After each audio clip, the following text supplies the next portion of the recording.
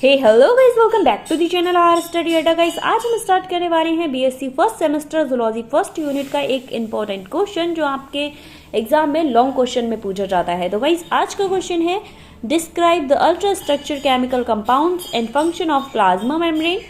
Guys इसी question को एक और तरीके से पूछ लिया जाता है कि प्लाज्मा लेम की डेफिनेशन दीजिए। ठीक है, नाम बदल गया तो define plasma lame, discuss the structure, chemistry, function of biogenesis. तो ये फटाफट से इसका आंसर देख लेते हैं। तो आंसर में क्या लिखना है आपको, प्लाज्मा झिल्ली यानी प्लाज्मा मेम्ब्रेन या प्लाज्मा लेम कोशिका के कोशिका द्रव का बाह्य सीमांत होती है। ये कोशिका को बाह्य पर्यावरण से अलग रखती है। ये कोशिका में प्रवेश करने वाले या उससे बाहर आने वाले अणु और आयनों पर नियंत्रण रख के कोशिका द्रव का बाह्य पर्यावरण के बीच आयनिक सांद्रता बनाए रखती है। कौन सी आयनिक सांद्रता बनाए रखती है। और ये क्या है, ये एक अर्ध पारगम्य एवं विभेदी पारगम्य झिल्ली है। अगर आपसे ऑब्जेक्टिव टाइप क्वेश्चन में पूछ लिया जाता है तो आप प्लाज्मा झिल्ली को ही अर्ध पारगम्य या विभेदी पारगम्य झिल्ली कहते हैं। उसके बाद आ जाइए फटाफट से अल्ट्रा स्ट्रक्चर पर। तो प्लाज्मा झिल्ली 75 एंगस्ट्रॉम मोटी होती है, बट विभिन्न कोशिकाओं में 758 से लेकर 2158 तक होती है। इलेक्ट्रॉन सूक्ष्मदर्शी द्वारा प्लाज्मा झिल्ली में 3 स्टेज या फिर 3 स्तर दिखाई देते हैं। कौन कौन से होते हैं फटाफट से देखिए। फर्स्ट होता है 20 एंगस्ट्रॉम से 25 एंगस्ट्रॉम मोटा बाह्य सघन प्रोटीन स्तर। कौन सा, प्रोटीन स्तर। और सेकंड होता है 35 एंगस्ट्रॉम चौड़ा बसा द्विअणिक मध्य स्तर। थर्ड होता है 20 एंगस्ट्रॉम से 25 एंगस्ट्रॉम मोटा भीतरी सघन स्तर। तो आप ये तीनों याद रखिएगा, ठीक है। उसके बाद प्लाज्मा झिल्ली में बाह्य एवं भीतर प्रोटीन अणुओं के स्तर मध्य फास्फोलिपिड्स अणुओं में 2 स्तर सैंडविच के समान होते हैं। जो हमारे रॉबर्टसन थे, इस प्रकार की संरचना वाली झिल्लियों को यूनिट मेम्ब्रेन कहते थे। कौन, रॉबर्टसन। ये भी ऑब्जेक्टिव टाइप क्वेश्चन में पूछा जा सकता है। उन्होंने देखा कि कोशिकांग जैसे ER Golgi body, mitochondria, lysosome इत्यादि यूनिट मेम्ब्रेन से ही बने होते हैं। किससे बने होते हैं, यूनिट मेम्ब्रेन से। अब गाइज अगर आपको फिगर चाहिए तो यहाँ पर मैं आपको दे रखा है। अगर इससे ज़्यादा एक्सप्लेन चाहिए तो कमेंट किया करो यार चैनल पर, या फिर मेरी इंस्टा आईडी जो कि डिस्क्रिप्शन में मैं मेंशन कर देती हूँ। फिलहाल बहुत ईजी सा फिगर मैंने आपको दिया है। फिगर समझाना है तो आप मुझे कमेंट कीजिएगा, मैं एक और वीडियो बनाऊंगी फिगर के लिए। नेक्स्ट चलते हैं केमिकल कंपाउंड्स पर, ठीक है। रासायनिक संगठन। प्लाज्मा झिल्ली मुख्य रूप से प्रोटीन और लिपिड की बनी होती है। ये हम पहले ही जान चुके हैं, उसके 3 स्तरों में भी देख चुके हैं, तथा कुछ मात्रों में कार्बोहाइड्रेट भी इसमें पाए जाते हैं। तो हम तीनों को ही डिस्क्राइब करेंगे। फर्स्ट है हमारा प्रोटीन।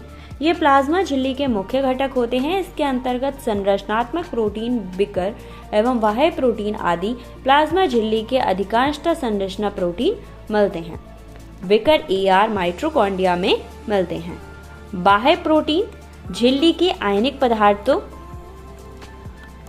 पदार्थों को लाने और ले जाने का काम करते हैं। सेकंड हेडिंग है हमारी लिपिड। यहाँ पर मिक्स हो गया है, आप अलग से डालिएगा, ओके। तो प्लाज्मा झिल्ली में 20 से 40% तक लिपिड होते हैं। कितने परसेंट, 20 से 40% तक लिपिड होते हैं। लिपिड 3 प्रकार के होते हैं। कौन कौन से, कोलेस्ट्रॉल, ग्लाइकोलिपिड्स, फॉस्फोलिपिड्स।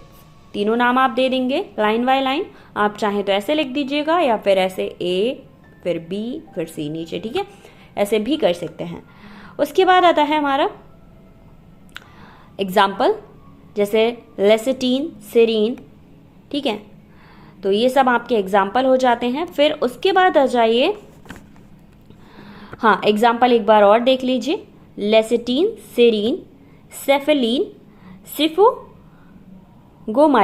सिफोगोमाइलिन, ठीक है। उसके बाद आप नेक्स्ट हेडिंग डालेंगे कार्बोहाइड्रेट्स। ये हेडिंग भी आपको अलग से डालनी है। आप चाहें तो कलरफुल पेन यूज कर सकते हैं, ठीक है, बट रेड और ग्रीन नहीं करना है।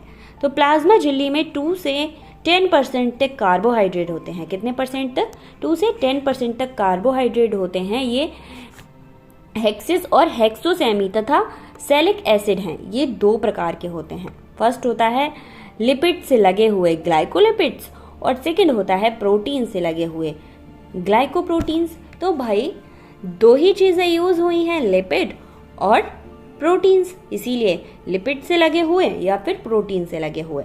उसके Mosaic model of plasma membrane, यानी प्लाज्मा मेम्ब्रेन का तरल मोजाइक मॉडल आपको एक्सप्लेन करना है। तो सिंगर और निकोलसन ने 1972 में ये मॉडल हमारे सामने रिप्रेजेंट किया था। इनके अनुसार प्लाज्मा झिल्ली अर्ध तरल संरचना होती है। उनके अनुसार कुछ पॉइंट्स दिए गए हैं, उसके थ्रू वो बताते हैं कि भाई क्या होता है। ठीक है, तो प्लाज्मा झिल्ली के लिपिड उभयभेदी यानी एम्फीफैटिक होते हैं, अर्थात इसमें जल विरागी हाइड्रोट्रोपिक तथा जल स्नेही या हाइड्रोफैलिक दोनों ही गुण होते हैं। इनके अध्रुवीय एवं जल विरागी सिरे जो होते हैं, सिरे होते हैं वो द्विस्तरीय के अंदर तथा जल रागी सिरे जलीय प्रवस्था की ओर होते हैं। ठीक है, ये पॉइंट आप ध्यान से पढ़िएगा और ध्यान से ही लिखिएगा। सेकंड है लिपिड एवं अंतरा प्रोटीन मोजाइक के रूप में होते हैं। किसके रूप में होते हैं? प्रोटीन मोजाइक के रूप में होते हैं। ऑब्जेक्टिव टाइप में पूछ लिया जाए तो आप गलत मत करिएगा। इसमें वाहक प्रोटीन मिलते हैं तथा प्रकाश और अप्रकाशीय व्यवस्था में प्रोटीन का लिपिड में प्रवेश विभिन्न स्तरों पर होता है। नेक्स्ट है नॉन कोवेलेंट इंट्रैक्शन द्वारा लिपिड, प्रोटीन और ओलिगोसैकेराइड एक दूसरे से जुड़े रहते हैं। नेक्स्ट है लिपिड व प्रोटीन अणु लिपिड स्तर से पार्श्व गति द्वारा लिपिड अणुओं के अंतः अणुक यानी इंट्रामोलिक्यूलर गतियां भी होती हैं। इनमें अपने अक्ष की ओर घूम यानी रोटेशन भी कर सकते हैं, अपने अक्ष की ओर ये घूम भी सकते हैं। कभी कभी इनमें फ्लिप फ्लॉप गति पाई जाती है। नेक्स्ट है अणुओं के इस प्रकार के विन्यास के कारण एंजाइम एंटीजेनिक ग्लाइकोप्रोटीन्स के सक्रिय स्थान झिल्लियों की बाहरी सतह पर होते हैं। नेक्स्ट है अर्धपारगम्य रचना के कारण ही प्लाज्मा झिल्ली से बड़े अणु विसरण करने में सफल हो पाते हैं। अब ये मैंने आपको पहले भी बताया था कि ऑब्जेक्टिव टाइप में पूछ लिया जाता है कि अर्धपारगम्य झिल्ली किसे कहते हैं। नेक्स्ट है प्लाज्मा मेम्ब्रेन के वर्क क्या रहते हैं। तो पदार्थों के आवागमन में नियंत्रण, ठीक है, regulation of passing of materials, plasma membrane वर्णात्मक सेलेक्टिवली, ठीक है, वर्णात्मक होती है। प्लाज्मा झिल्ली कोशिका में पदार्थों के आवागमन का नियंत्रण करती है, बाहर आना और जाना इन दोनों चीज़ों पर नियंत्रण रखती है। कुछ आयन पानी के अणु आदि झिल्ली से होकर सीधे ही अंदर या बाहर आ जा सकते हैं। ठीक है, जो पानी के अणु होते हैं वो क्या होता है, प्लाज्मा झिल्ली से डायरेक्ट अंदर और बाहर हो सकते हैं। यह क्रिया असाधारण विसरण यानी सिंपल डिफ्यूजन अथवा सुकरणीय विसरण कहलाती है।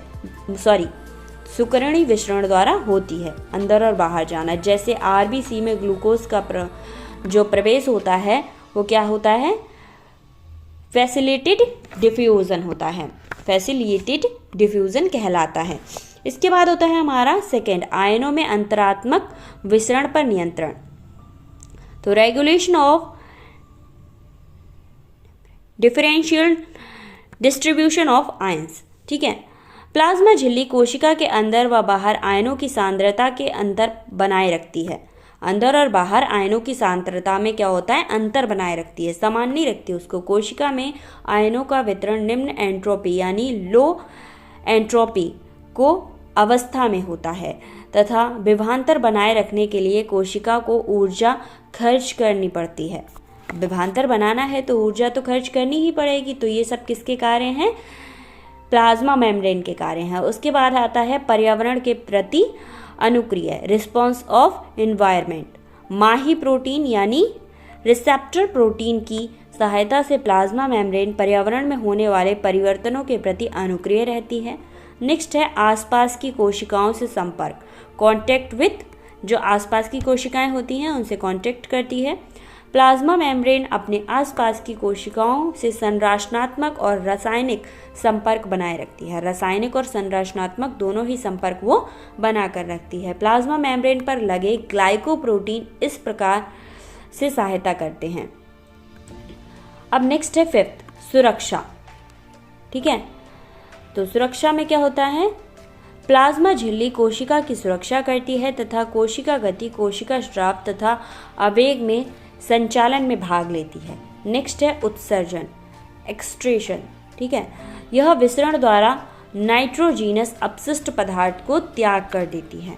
तो इसका उत्सर्जन कैसे होता है, नाइट्रोजनस अपशिष्ट पदार्थ के द्वारा इसको त्याग कर देती है। तो ये था आपका माइटोकॉन्ड्रिया, जिसमें हमने कार्य देखे, डेफिनेशन देखी, स्ट्रक्चर देखा और इसके सेल स्ट्रक्चर सब कुछ देख लिया। अगर आपको कोई कन्फ्यूज़न है तो आप मुझे कमेंट कर सकते हैं। एंड गाइज प्लेलिस्ट लिंक मैं डिस्क्रिप्शन में मेंशन कर दूंगी।